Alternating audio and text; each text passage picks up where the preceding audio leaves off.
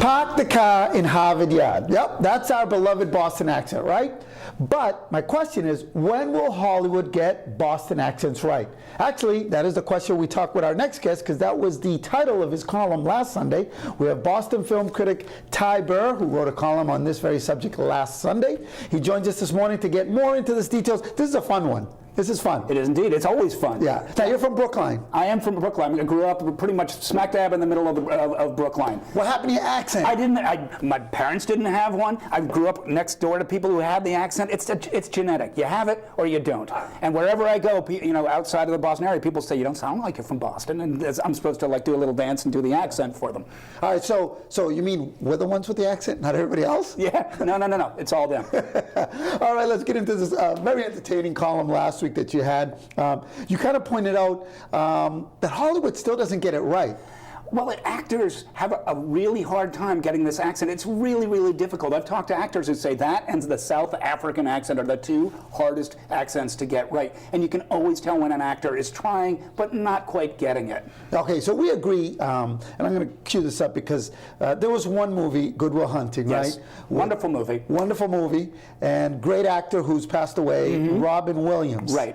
Just total faceplant on the accent. It just does not sound real. I mean, he's really whacking it really hard. Yeah. And, you can't whack it hard. It has to come really unforced, Yeah. So we're looking at that we're looking at him now and reminding, and speaking of Matt Damon, who's in there with Good Will Hunting, he was also in another movie, The Departed. The Departed. Nobody calls it The Departed. It's The Departed. Right? And the accent's kind of forced in that one too. And you would think he would know how to do it. And I've seen Ben Affleck movies when he's doing the accent, and it's kind of like he's putting on a coat that's not quite his size. He should know. That should be a familiar coat to him. Yeah. Now, speaking of those guys, Matt Damon and the other guy, right, Ben Affleck. Yep. What'd you think of the ones in The Town? Those were pretty good. Those were pretty good. I can't fault that. I still think one of the best Boston accents I've ever heard was Amy Ryan in Gone Baby Gone, another Ben Affleck movie. She says things that I can't say on the air, but she just nails that accent so beautifully. It's wicked good. Yeah, it's wicked good. I like that. All right, so before we go on, there is a piece going on. It's going around. It went viral. Yes. Seth Meyers here on NBC. Yes. You know what I'm talking about, right? Yes, you know where I'm going. Fake movie trailer Boston accent. Yeah, let's take that fake movie trailer Boston accents. Right. Let's take a look at that. In a town where loyalty is king, where the line between right and wrong is blurred, and justice is anything but blind, one thing reigns supreme. You all know me. I'm not just a cop. I'm a father, I'm a son, and above all, I'm from Boston. Boston accent. Critics are calling the film Boston Accent gritty, emotional, and the movie with the most Boston accents this year. The Politician, with the upscale Kennedy-type Boston accent. I am the mayor of Boston, and I was elected to clean up this town, but that doesn't mean...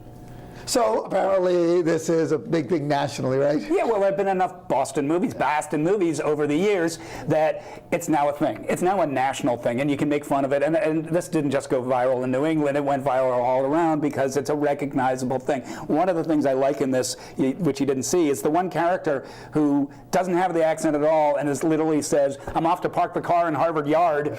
And, honestly, as somebody who just doesn't have the accent, and I know plenty of people who don't have the accent, there's plenty of us here, so it's nice to hear a little shout out for us.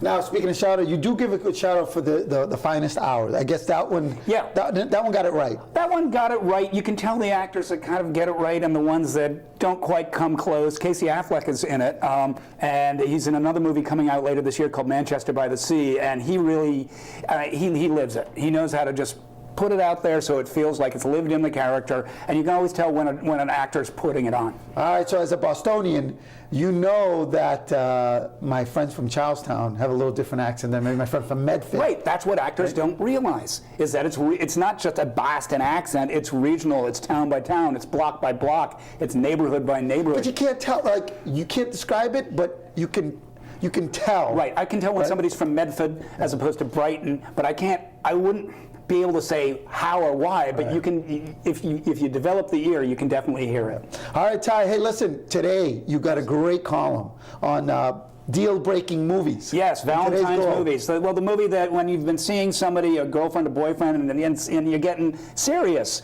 and you got to show her or him the movie that if they don't like, there's going to be some serious problems there. All right, so what's a deal-breaking movie for you? Well, for me, you know, I was seeing this girl, and I really liked her a lot, and I figured, you know, I sat her down to watch Pee-wee's Big Adventure, and if she did not laugh at that movie, there was going to be problems.